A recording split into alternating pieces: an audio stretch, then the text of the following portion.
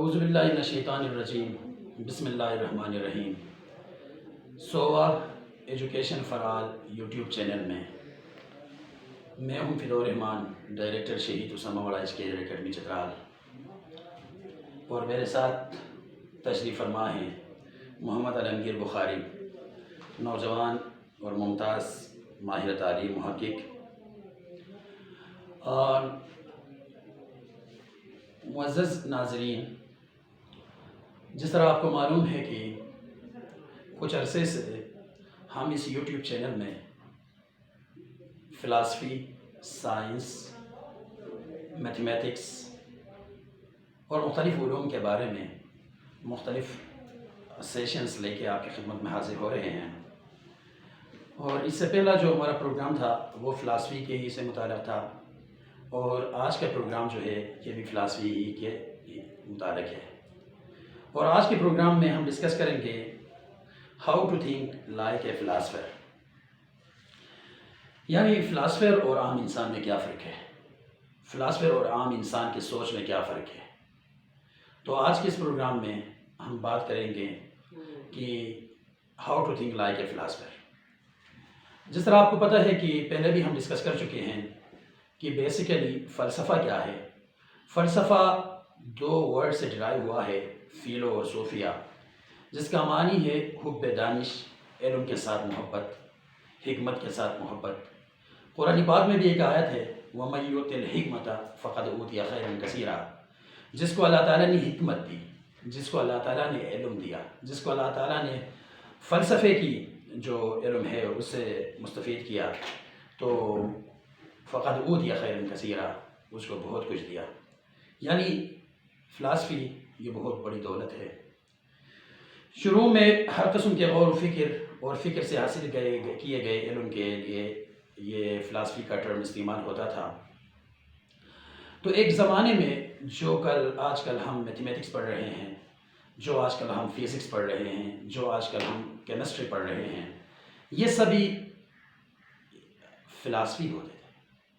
یعنی یہ بعد میں جو ہے مختلف برانچز میں ڈرائیو ہوئے ہیں۔ فزکس بن گیا، پولیٹکس بن گیا، کیمسٹری بن گیا، معاشیات بن گیا۔ تو یہ سب چیزیں جو ہیں یہ بیسیکلی جو ہیں فلاسفی سے ہی نکل آئے ہیں۔ تو اس لیے فلاسفی کو ام العلوم کہا جاتا ہے۔ فلاسفی میں ہم مختلف چیزوں کو ڈسکس کرتے ہیں، نظریات کے مجموعے کو ڈسکس کرتے ہیں، جس کو فلاسفی کہتے ہیں۔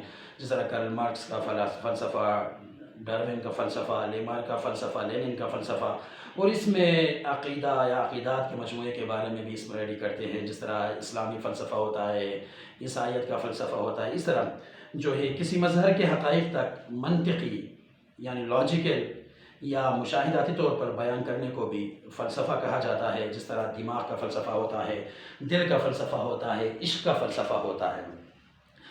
تو پہلے یہ سب چیزیں جو تھیں، جس طرح میں نے آپ کو بتا دیا، کیمسٹری، فزکس، پولیٹکس، یہ سب فلاسفی میں شمار ہوتے تھے۔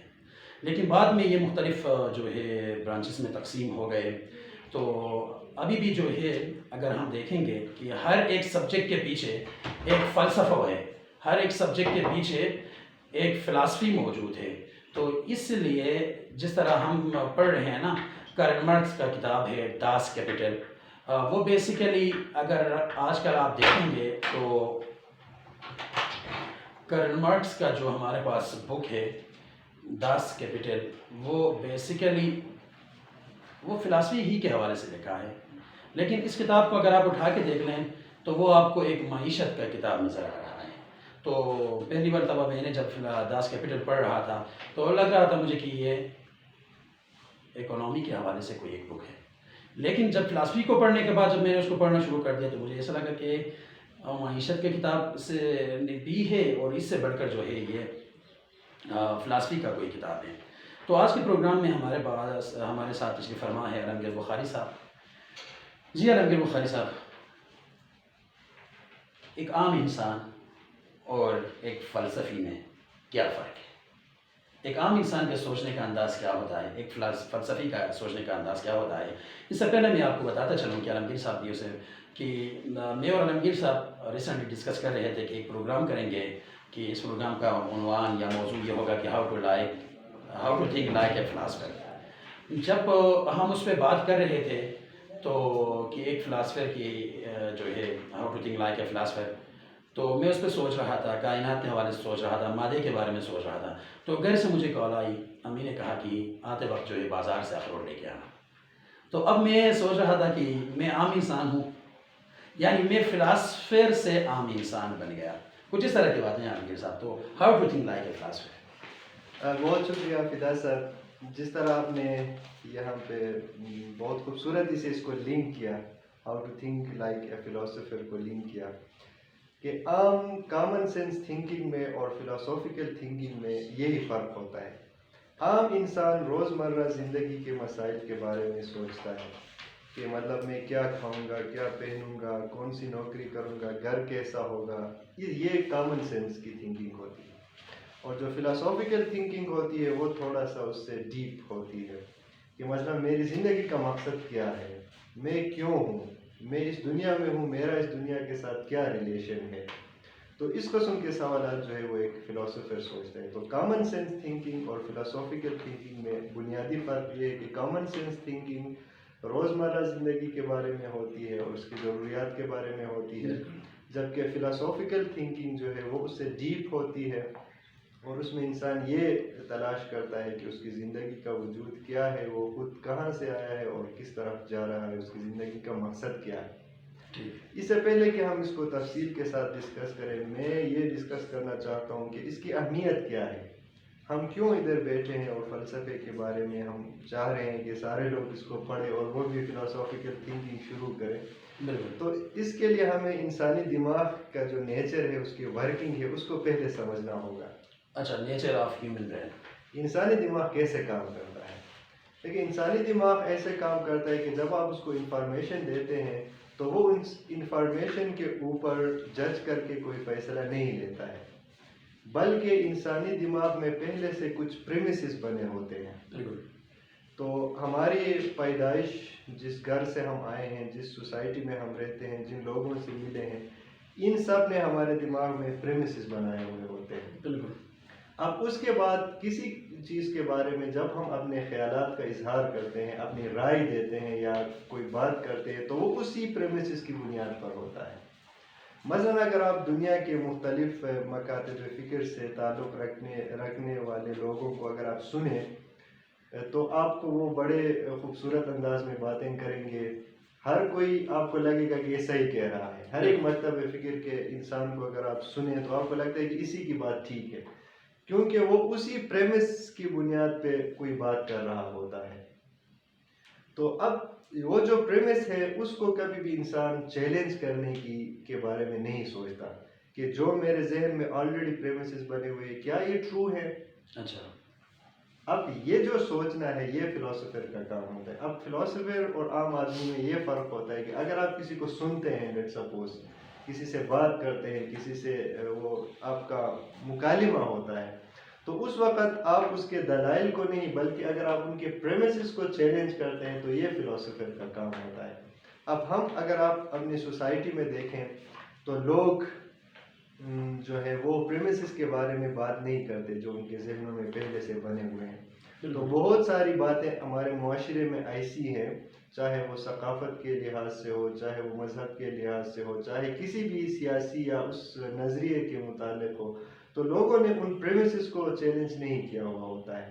اسی لیے وہ ان کو ہمیشہ سے وہ سچ ہی جان رہے ہیں اور اسی کی بنیاد پہ جو استنباط ہے اسی کو پھر وہ ایکسیپٹ کر رہے ہیں. اسی لیے اگر آپ دیکھیں تو لوگ مختلف طبقوں میں بٹے ہوئے ہیں اور ہر مکتبہ فکر جو ہے، ہر ایک طبقہ جو ہے وہ اپنے بات کے ساتھ وہ بالکل اسٹرکٹلی کھڑا ہوتا ہے کہ بس یہی ٹرو ہے. تو بنیادی فرق یہ ہے کہ جو پریمیسز ہر ایک انسان کے دماغ میں بنے ہوئے ہیں، لوگوں کے دماغ میں، ان پریمیسز کو چیلنج نہیں کیا جا رہا کیونکہ کریٹیکل تھنکنگ لوگوں میں نہیں ہے، فلاسافیکل تھنکنگ لوگوں میں نہیں ہے. تو ایک اچھے ایجوکیشن سسٹم کا یا ایک اچھے ایجوکیٹر کا یہ فرض ہوتا ہے کہ وہ لوگوں کو صحیح طریقے سے سوچنے کا انداز سکھائے، اور یہ کریٹیکل تھنکنگ کا انداز یہ ہے جو کہ اس پریمس کو چیلنج کرتا ہے. صرف انفارمیشن کی بنیاد پہ دلائل کو نہیں بلکہ اس کے بیک گراؤنڈ میں جو چیزیں ہیں ان کو دیکھنا انسان کو پیدا کرتا ہے. اچھا، تو یہ اس کی سگنیفیکنس. تو رنگین بخاری صاحب، جس طرح آپ نے بتا دیا کہ کریٹیکل تھنکنگ کے حوالے سے، تو اب ہم کریٹیکل تھنکنگ کو عام کلاس روم لیول میں کس طرح ڈیولپ کریں گے؟ یہ سب سے فنڈامنٹل اور سب سے بنیادی چیز ہے. اب جس طرح ہم نے شروع میں ڈسکس کیا، ایک ٹیچر جو ہوتا ہے اس کے بھی پہلے سے پریمس بنے ہوئے ہوتے ہیں. جس سوسائٹی میں رہتا ہے اس کی بھی عادت یہ ہوتی ہے کہ وہ اپنے پہلے سے اسٹیبلشڈ جو آئیڈیاز ہے ان کو چیلنج کرنا، یہ جو ہے ایک تو یہ مشکل کام بھی ہے، اور ایک اس کو اچھا بھی نہیں سمجھا جاتا ہے کہ آپ کوئی جو پہلے سے اسٹیبلشڈ باتیں ہیں ان کو چیلنج کریں، کریٹیکل، چاہے وہ ٹرو بھی ہوں. ٹھیک. تو اب آپ کا سوال بہت امپورٹنٹ ہے کہ ایک ٹیچر کریٹیکل تھنکنگ کیسے پیدا کر سکتا ہے، یا ایجوکیشن سسٹم کریٹیکل تھنکنگ کیسے پیدا کر سکتا ہے. بیسیکلی جو اکیڈیمیا ہوتی ہے، اکیڈیمیا یہ کوشش کرتی ہے کہ وہ جس سسٹم کے اندر موجود ہے اس سسٹم ہی کے نظریات کو، اس سسٹم ہی کے جو آئیڈیالوجی ہے اسی کو پروموٹ کرے. تو سکولنگ سسٹم کے جو کرٹیک ہے وہ یہ کہتے ہیں کہ سکول بنایا ہی اس لیے گیا ہے کہ کریٹیکل تھنکنگ کو ختم کیا جا سکے. اچھا. کیونکہ اس سے پہلے انڈیپینڈنٹ تھنکنگ ہوتی تھی کریٹیکلی ہر ایک چیز کو، لیکن جو اکیڈیمیا بنایا گیا ہے وہ اسی لیے بنایا گیا ہے کہ کوئی ریاست یا کوئی مقتدر طبقہ وہ بیہیویئر جو پیدا کرنا چاہتا ہے اسٹوڈنٹ کے اندر یا معاشرے کے لوگوں کے اندر، اس کو ایک ایجوکیشن کو انسٹرومنٹ کے طور پر استعمال کرے اور وہی بیہیویئر لوگوں میں پیدا کرے. مثلا کوئی نیشنلسٹ اگر حکومت آتی ہے تو وہ کوشش کرتی ہے کہ نیشنلزم جو ہے وہ لوگوں کے اندر پیدا ہو جائے. اسی طرح کوئی بھی آئیڈیالوجی کا جو وہ ہوتا ہے سوسائٹی یا اسٹیٹ ہوتی ہے وہ کوشش کرتی ہے کہ ایجوکیشن کے ذریعے اسی قسم کے افراد جو ہے اس کو پیدا کرے. اب ایجوکیشن سسٹم بیسیکلی وہاں پہ ایک ٹول بن کے رہ جاتا ہے اس آئیڈیالوجی کو پروموٹ کرنے کے لیے. تو کریٹیکل تھنکنگ زیادہ تر اکیڈیمیا کے اندر اس لیے نہیں ہوتی. اسی لیے اگر آپ ایجوکیشن کے اندر دیکھیں تو کریٹیکل پیڈاگوجی باقاعدہ ایک سیپریٹ ڈسپلن ہے جس میں یہ سکھایا جاتا ہے کہ آپ نے کس طرح سے کریٹیکل تھنکنگ ڈیولپ کرنی ہے اور کس طرح سے اس کو پروموٹ کرنا ہے، تاکہ جو چیزیں رائٹ ہے اس کو آپ کریٹیکلی انالائز کر کے دیکھیں کہ جس چیز پر ہم نے فرم بلیو کیا ہوتا ہے کیا وہ صحیح بھی ہے یا نہیں. ٹھیک. تو کریٹیکل پیڈاگوجی جو ہے وہ سیپریٹ ایک ڈسپلن ہے جس کو ڈیل کیا جاتا ہے. اب بنیادی طور پہ کلاس روم میں ایک ٹیچر کیا کر سکتا ہے اس سسٹم کے اندر رہتے ہوئے؟ تو کریٹیکل تھنکنگ کے لیے بیسیکلی ہمیں یہ سمجھنا چاہیے کہ کریٹیکل تھنکنگ 4 اسپیکٹ اس کے ہوتے ہیں. اگر آپ ان 4 اسپیکٹ پہ کام کر رہے ہیں تو اس کا مطلب ہے کہ آپ کریٹیکل تھنکنگ کو پروموٹ کر رہے ہیں یا پیڈاگوجی کے اندر کریٹیکل تھنکنگ ہے. مثلا پہلا جو اسپیکٹ ہے کریٹیکل تھنکنگ کا وہ یہ ہوتا ہے کہ آپ نے مختلف ملٹیپل پرسپیکٹیوز کو سمجھنا ہوتا ہے. مثلا میں کیا سوچ رہا ہوں صرف یہی امپورٹنٹ نہیں ہے، آپ کیا سوچ رہے ہیں یا دوسرا کوئی کیا سوچ رہا ہے. تو ملٹیپل پرسپیکٹیوز کو اسٹوڈنٹ کے اندر اس کی صلاحیت پیدا کرنا، یہ کریٹیکل تھنکنگ کی جانب ایک اسٹیپ ہے. اس کے علاوہ ایک اور اسپیکٹ ہے جس کو ہم کہتے ہیں انڈرسٹینڈنگ ڈیپ اسٹرکچرز.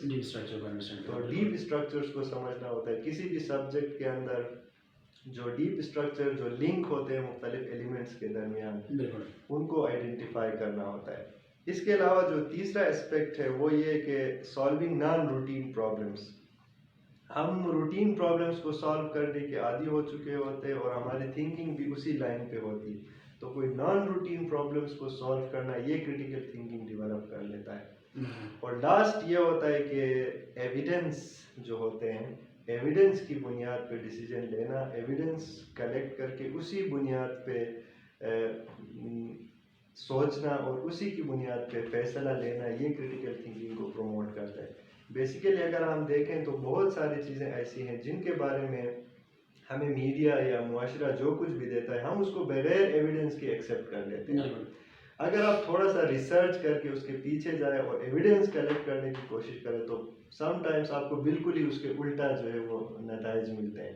تو وہ کہتے ہیں کہ ہم کافی حد تک جو ہے نا وہ اگنورینس لوگوں میں شعوری طور پہ پھیلائی جاتی ہے، لوگوں کو شعوری طور پہ اگنورینٹ رکھا جاتا ہے بعض چیزوں سے. تو اسی لیے ایویڈنس کو تلاش کرنا اور ایویڈنس کی بنیاد پہ ججمنٹ لینا اور اس کو پرسو کرنا یہ کریٹیکل تھنکنگ کو ڈیولپ کرتا ہے. زبردست. اچھا معزز ناظرین، جس طرح آپ نے سنا کہ ایک فلاسفر اور ایک عام انسان کے درمیان فرق کیا ہے، تو رنگیر صاحب آخر میں آپ سے ایک اور سوال پوچھوں کہ آج کل تو کہتے ہیں کہ فلاسفر وہی ہے جو فلاسفی میں ماسٹر کیا ہوا ہو، جو فلاسفی میں ایم فل کیا ہوا ہو، پی ایچ ڈی کیا ہوا ہو. تو پہلے زمانے میں یہ ہوتا تھا کہ جو اتنے بھی فلاسفر لوگ ہیں وہ زیادہ تر کسی اسکول، کسی درسگاہ میں نہیں گئے تھے. تو کیا فلاسفر ہونے کے لیے تعلیم یافتہ ہونا ضروری ہے؟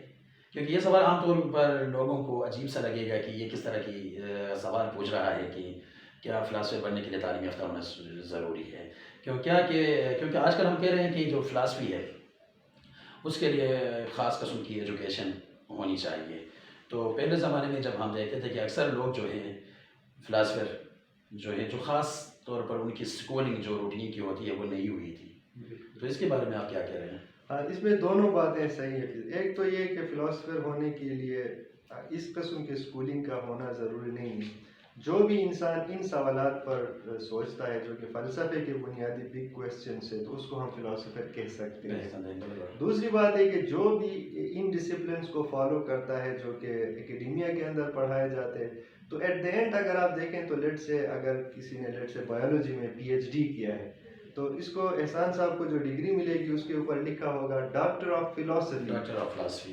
تو اٹ مینس کہ کسی بھی سبجیکٹ کا اس لیول تک اگر آپ پہنچ جاتے ہیں تو that is also a philosophy.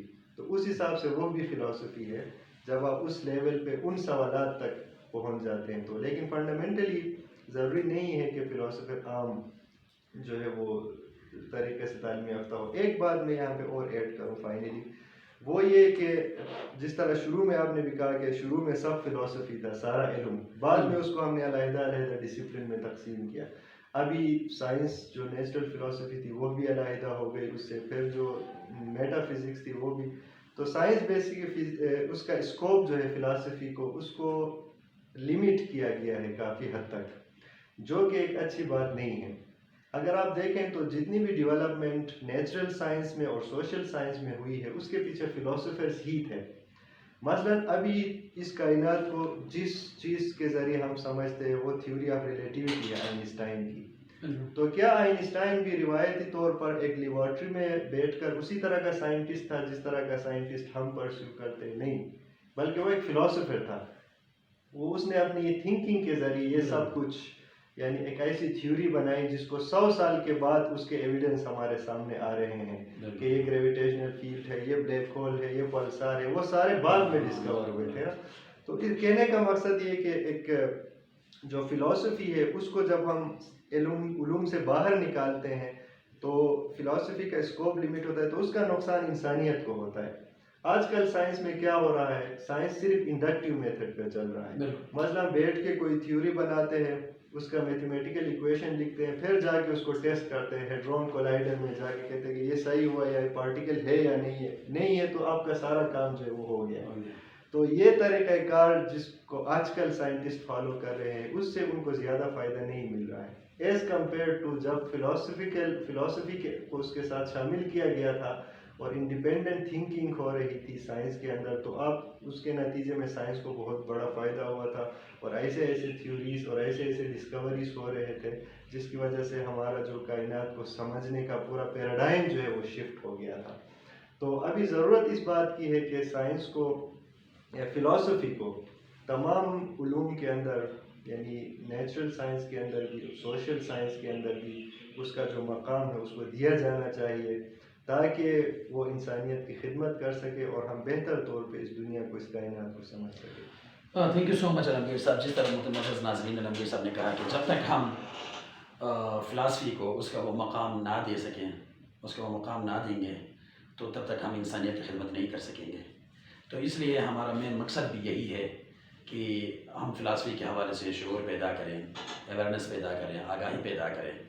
تو آج کا یہ جو سیشن تھا یہ تقریباً جو ہے یہ اختتام کو پہنچا اور مجھے دیجیے اجازت اور میرے ساتھ ساتھ علمگیر بخاری صاحب کو بھی اجازت دیجیے. اس سے پہلے آپ سے پھر گزارش ہے کہ ہمارا جو چینل ہے سووا ایجوکیشن فار آل، اس کو سبسکرائب کرنا نہ بھولیے اور ہمیں اجازت دیجیے. اللہ حافظ.